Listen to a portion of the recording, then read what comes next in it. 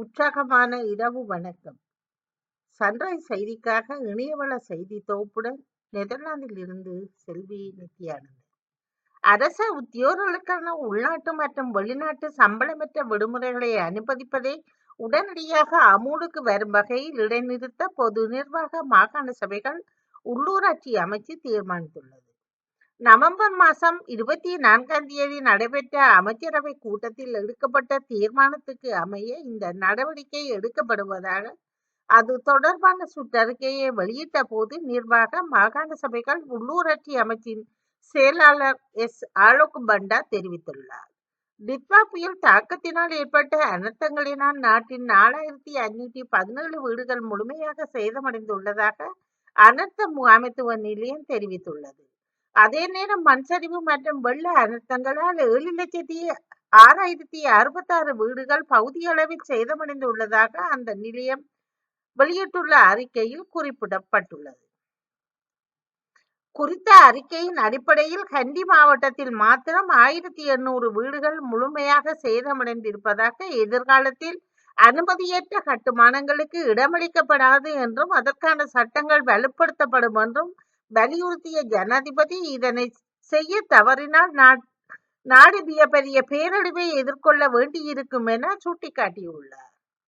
உருவாக்கப்பட இருக்கும் நாட்டை மீள கட்டியெழுப்பும் ஜனாதிபதி செயலணியின் கீழ் சட்டம் தொடர்பான கொள்கைகளை வகுப்பதற்காக தனி பிரிவு நிறுவி எதிர்பார்ப்பதாகவும், அதன் கீழ் இந்த பிரச்சனைகளுக்கு நிரந்தர தீர்வுகள் காண முடியும் என்றும் ஜனாதிபதி தெரிவித்துள்ளார். கோவில் நிலத்தில் கல்வி நிறுவனங்கள் கட்ட அனுமதிக்கும் மசோதாவுக்கு அனுமதி தரக்கூடாது என கவர்னர் ரவியிடம் இந்து முன்னணி நிர்வாகிகள் வலியுறுத்தியுள்ளனர்.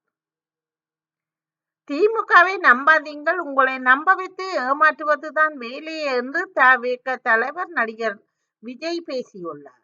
புதுச்சேரியில் உப்பளம் துறைமுக திடலில் தவிக பொதுக்கூட்டத்தில் அக்கட்சியின் தலைவர் நடிகர் விஜய் கலந்து கொண்டுள்ளார்.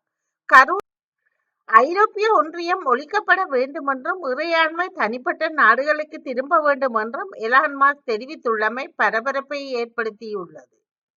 உக்ரைன் ரஷ்யா இடையிலான போர் நிறுத்த முயற்சிகளிலிருந்து அமெரிக்கா விலக வாய்ப்பு இருப்பதாக அமெரிக்க ஜனாதிபதி டொனால்ட் ட்ரம்பின் மூத்த மகன் தெரிவித்துள்ளார். உக்ரைன் ரஷ்யா போர் பிரச்சனை அமெரிக்க மக்களுக்கு எந்த வகையும் முக்கியத்துவம் வாய்ந்ததாக இல்லை என்றும் அவர் சுட்டிக்காட்டியுள்ளார். 27 நாடுகளை கொண்ட ஐரோப்பிய ஒன்றியத்தின் டிஜிட்டல் சேவைகள் சட்டத்தின் கடுமையான உள்ளடக்கம் மற்றும் வெளிப்படைத்தன்மை விதிகளை மீறியதற்காக எலான் மாஸ்கின் எக்ஸ் சமூக வலைதளத்திலிருந்து $140 மில்லியன் அபராதம் விதிக்கப்பட்டுள்ளது. நடத்திய மிகப்பெரிய ட்ரோன் தாக்குதலை வெற்றிகரமாக முறியடித்து இருப்பதாக உக்ரைன் தெரிவித்துள்ளது.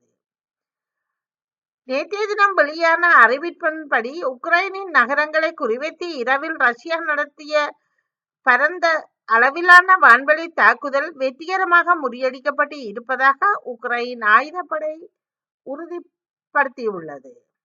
இந்தோனேசியாவில் ஏற்பட்ட வெள்ளத்தில் உயிரிழந்தவர்களின் எண்ணிக்கை 900க்கு மேலாக அதிகரித்துள்ளதுடன் ஆயிரக்கணக்கானோரை காணவில்லை என அஞ்சப்படுவதாக தெரிவிக்கப்பட்டுள்ளது.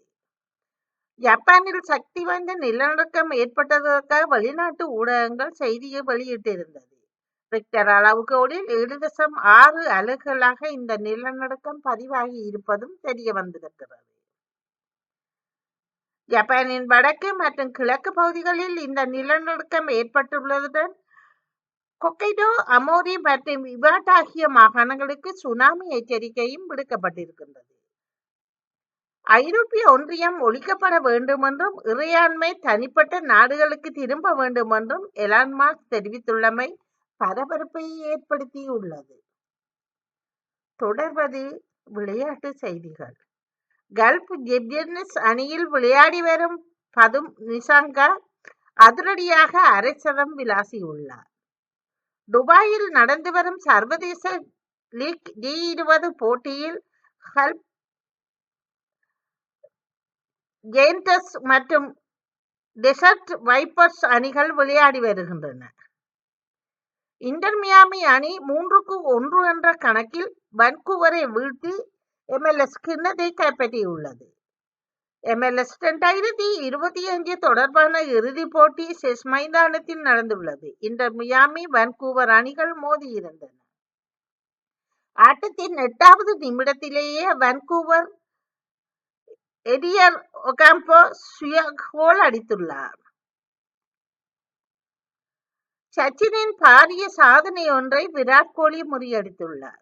இந்தியாவிற்கு சுற்றுப்பயணம் வந்துள்ள தென்னாப்பிரிக்க அணி டெஸ்ட் 3 ஒருநாள் போட்டி ST20 கொண்ட தொடரில் விளையாடி வருகின்றது. இத்துடன் செய்திகள் நிறைவடைகின்றன. நன்றி, வணக்கம்.